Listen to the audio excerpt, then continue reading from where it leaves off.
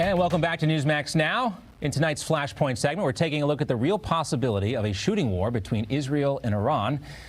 And the first shots may have already been fired. Also, Iraq finding itself caught in the middle between the U.S., Israel, and Iran. Recently, several weapons depots inside Iraq have been tied to Iranian-backed militias have been hit by targeted strikes. These groups have blamed the United States and Israel for the attack. Specifically, the militia groups known as the PMF have accused the U.S. of allowing 4 Israeli drones to enter Iraqi airspace and carry out the strikes on these sites.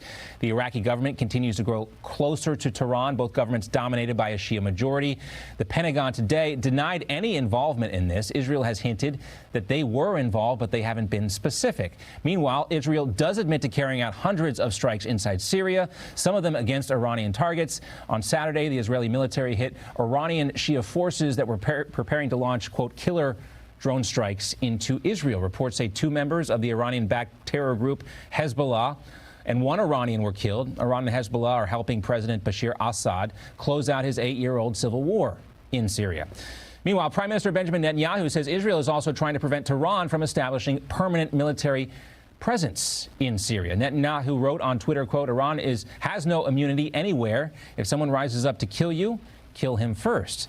Meanwhile, Hezbollah's leader said recently in response to Netanyahu, quote, I say to the Israeli army on the border from tonight, stand your guard. On high alert. Wait for us 1, 2, 3, 4 days. Also, the commander of Iran's Revolutionary Guard wrote on Twitter that, quote, these were the last struggles of Israel. Is it saber rattling? Is this a real war? And if so, will Bibi's war become America's war? Let's welcome in our next guest to try and answer that question. Joining us now on the phone is Pat Buchanan. His latest column is titled, Will Bibi's War Become America's? See what we did there? All right, Pat also worked as Ronald Reagan's communications director, and he was a senior advisor to President Richard Nixon and a 3-time presidential candidate himself. Pat, great to talk to you again. Good to talk with you, John. All right, so, people obviously maybe in this country have not been paying as much attention to this situation. But before we talk about Netanyahu, let's take a listen to something President Trump said recently, talking about U.S. operations in the area, specifically when it relates to ISIS. Take a listen. Well, at a certain point, Russia, Afghanistan, Iran, Iraq, Turkey, they're going to have to fight their battles, too. Because do we want to stay there for another 19 years? I don't think so. Let these other countries handle it. Now, Pat, based on your column, you think President Trump might want to include Netanyahu in that statement when it comes to his latest conflict with Iran and Hezbollah. Tell us why. I think that the president was talking about ISIS and right. The fact that we have troops in many countries in the Middle East in conflicts in Syria, in Iraq, in Afghanistan. And our target is basically the terrorist organization ISIS. But what's happened here on Saturday, Sunday, and Monday, John, is that Israel struck 3 countries and 5 basically hostile organizations, from Hezbollah to the Popular Front for the Liberation of Palestine. He struck them in Lebanon, he struck in Syria, and he struck in Iraq, a number of targets. And the ones he struck in Iraq are pro-Iranian militias. And what concerns me is that if these militias attempt reprisals against Israel or against us because we're near them and they blame them, you could have the United States in another war, proxy war against Iranian elements in Iraq and Syria. And this is not a war we want. But Netanyahu feels he's much got a free hand, and they're not going to strike him, or if they do, he's perfectly capable of handling himself, and he can bring the Americans in. And what are the odds, Pat, that this does escalate to the point where the U.S. would feel obligated to get involved on Israel's side? I think the odds are rising that there could be a clash. What's happened thus far is, look, Hezbollah doesn't want a war with Israel or with us. Syria certainly does not. Iran does not. We don't want a war with them. So they're going to hold back. But I don't know how you can hold back your forces like the Quds Force and Hezbollah if Israel is striking them again and again when they haven't struck first. And if it turns into a shooting war, as it has in the Middle East many times, I think Netanyahu figures his whole card is the Americans are going to come in on his side, and his enemies believe will come in on his side. and he will thus win the war. We also want to talk about Brexit as well while we have you with us. And for everyone at home, here's an update on what's happened so far today. The leader of the UK's Labour Party, Jeremy Corbyn, is now slamming Prime Minister Boris Johnson for asking the Queen to suspend Parliament. She obliged, limiting the chances to work on a deal to back out of Brexit. Corbyn calls the suspension a constitutional outrage, and he's promising to call a no-confidence vote at some point whenever Parliament is back in session. Here is Corbyn. Suspending Parliament is not acceptable. It's not on. What the Prime Minister is doing is a sort of smash and grab on our democracy in order to force through a no-deal exit from the European Union. What's he so afraid of? Pat, what's your take on Boris Johnson's bold play to try and save Brexit? This is a Trumpian move. Boris is strapped on his guns, and he's headed for the OK Corral. He's got basically, there's going to be a suspension of Parliament between the 9th and 12th of September. They'll be back fairly soon. And then he's going to suspend Parliament from the 9th to the 12th of September all the way to October 14th when the Queen has her speech and lays out the program of the government. So there will be a month in which Parliament will not meet to discuss Brexit, and then we'll be only 2.5 weeks from Brexit, October 31, where Britain crashes out of the EU.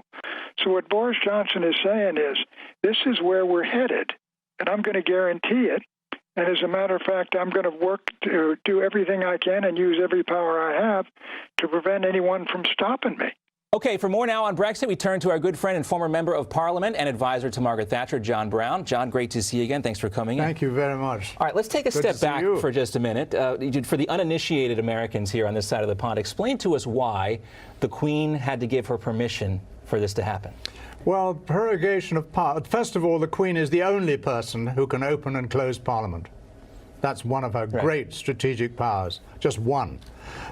She's enormously important. And so prorogation is not a dissolution of Parliament, it's a suspension of Parliament.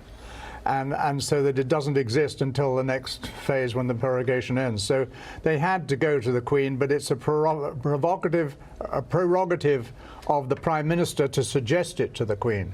It's her Prime Minister, and she relies on the managing director to come to the president of the company to say, right, do it. And so the Prime Minister went to Balmoral with 3 other Privy Councillors who have to authorise it too.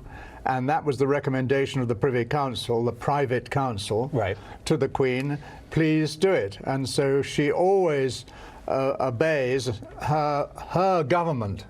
It's her government, not the government. It's fascinating, I think, for Americans to see how this all plays out. I think people see the Queen, the royal family, as simply ceremonial, but there are very important roles that the Queen still plays. Yes. President Trump today, he tweeted about this. He weighed in on Brexit and the battle.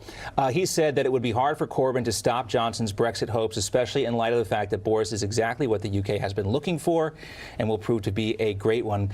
We heard from Pat Buchanan a few moments ago saying that this move to suspend Parliament is a Trumpian one when you look at this. But what good is more Parliament going to do for this process? Because there's been delays and delays and delays, and the mess only gets worse. Yes, you're absolutely right. Pat Buchanan, an old friend of mine, he's right. It is Trumpian, but even more it's Cromwellian. Even further back, because Cromwell in the 16th, 17th century disbanded Parliament, basically. And it's right. And of course, Johnson is correct. Parliament is making itself the complete laughingstock of the world, getting nowhere except trampling on constitutional rules, where the Speaker of the House allowed them, Prime Minister May, to introduce the same bill 3 times, totally against parliamentary procedure, and all this cheating at the things. And of course, the Speaker declared himself again to be so anti-Brexit, because he said, oh, this... And that's unusual, too. The Speaker of the House doesn't normally weigh in on partisan issues, but here he has gone way out on a limb on this. 600 years since Speaker Lentil that he doesn't have a view. He acts on behalf of the House, not on his own view. He's become quite a celebrity, this John Bearclaw, hasn't he? Well, he's become notorious as a quite disgraceful speaker, in my opinion, in that he's undermined Parliament and made it into a circus, which it is. And luckily, you've got someone now as Prime Minister in Boris Johnson, commonly or affectionately known as Bojo, or the dude, as we've started calling him here. Well, he's Bojo. He's a marvelous chap, and he's got honour. Yeah. And he's doing what the British people wanted by a clear majority of 4%, with a record turnout of 72.2% turnout in the referendum. And he's doing it whereas the elite is trying to strangle the voice of the British people. You listen to Corbyn, you listen to the Remainers, they say there's a buyer's remorse inside the UK. Here's the scene outside of Parliament today, protesters getting arrested. I heard one description, the BBC described it as polite but lively, I guess is a British way of putting it. But if a vote were to be taken again, what do you think the outcome would be? Well, it's like asking me if my horse didn't win the Kentucky Derby, let's run it again. And Mr. Brown, John Brown, tell me how your horse is going to do in the race. Heaven knows. Right. But all I can say in the real world, as opposed to the polls, in the Peterborough by-election, which was just in July, it was won by a Labour seat, was retained by Labour, but the next party after them were the Brexit Party under Nigel Farage, and the next party after that were the Conservatives. If you add the Conservative and Brexit Party vote together, and most of Brexit is Conservatives, they way outweighed the Labour vote. They would have won the seat. And secondly, their total was larger than all the other parties put together, including UKIP and the SNP. But we got to end here, but Nigel Farage and Boris Johnson aren't quite aligned yet, right? There's a little tension between the two? Yes. The tension basically is both believe in a clean deal Brexit, or no deal Brexit, a clean Brexit, which is what the people asked for. But there's talk that maybe Boris Johnson might waver under these huge pressures brought on him as Prime Minister. Whereas Farage is breathing down his neck and saying, if you dare to do that, if you don't give the people what they've asked for, I will stand against you in the next general election, which would allow Corbyn and the Socialists to sweep in with a split vote. And so what I think is going to happen, and the Peterborough election showed it, with the Conservatives and Brexit combined would beat the other parties, they're going to come to a conclusion, and this is what's the real fire behind Johnson now, is he knows that he can do a deal with Farage which says, we'll look at all the seats in the country. These are staunch Conservative seats. We'll probably retain Conservative. These are one that Brexit outdid the Conservatives on. So we'll stand Conservative with no Brexit challenger in these seats. Brexit will stand with no Conservative challenger over there. And it is quite the soap opera. So it's a desperate struggle for the freedom of the British people against the Euros, to get them out of the shackles, as President Trump rightly called it, a ankle bracelet or whatever, of the Euro-Soviet, which is otherwise known as the European Union, and to actually deliver to the people what they asked for. Parliament is there, and these socialists and everyone, they all talk, oh, we're for the people. They're actually for the elite. Yeah. Well, we have about 60 days to go before the hard deadline. Halloween here in the States. It's going to be spooky until then. And I think in England too. Yeah. Midnight on the 31st of October, Article 50 is triggered, and Britain is free. Once more. 6 p.m., that'll be 6 p.m. Eastern time here. We'll have you on the program that night to celebrate Brexit, perhaps with some Halloween candy. Then there might be another challenge. Thank you so much. Thank you so much. You just watched Newsmax TV, America's fastest growing news channel, now in 65 million homes. Get Newsmax TV on all the major cable systems, or go to newsmaxtv.com and click on the Find Newsmax tab to locate us. Remember, Newsmax TV, we're real news for real people.